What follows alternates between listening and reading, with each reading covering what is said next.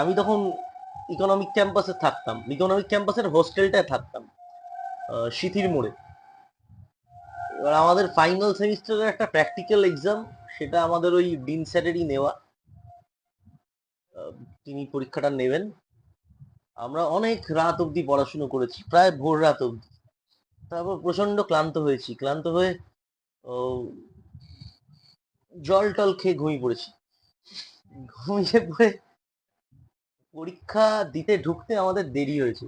12টা থেকে পরীক্ষা ছিল, প্রায় 12টা, সাড়ে 12টা, 12টা 40 বেজে গেছে। স্বাভাবিক ঘুম থেকে উঠতে দেরি হয়েছে, বিটি রোডের ওই জ্যাম, শ্যামবাজার ক্রসিং পেরিয়ে বিবেকানন্দ রোড এরকম ঘুরে বাস সময় লেগেছে। আর আমি তো খুব টেনশনে ছিলাম যে আমার একটা বন্ধু ছিল, সে আমার মতোই খচ্চর, সে তখন আমার থেকেও খচ্চর ছিল।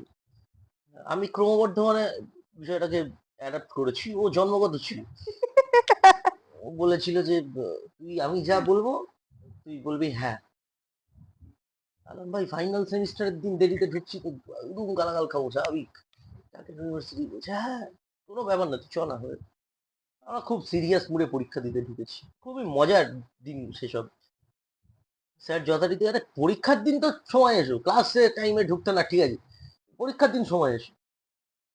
আমার সেই বন্ধু খুব সিরিয়াস মুখে স্যারকে বলল, আপনি জানেন না, আপনি শোনেননি ঘটনাটা, এত বড় ঘটনা ঘটে গেছে। স্যার বলছে কি ঘটেছে? আপনি কিচ্ছু শোনেননি, কিচ্ছু জানেন না, সকালবেলা ঘটে গেল। বলছি কি হয়েছে? শ্যামবাজারে। বলছে হ্যাঁ। 5 মাথার মোড়ে। বলছে হ্যাঁ। নেতাজির ঘোড়া সোজা পালিয়ে যশোর রোড চলে গেছিল, আমি তুলে আনলাম। বলছে আচ্ছা তাই? হ্যাঁ কি বলছো?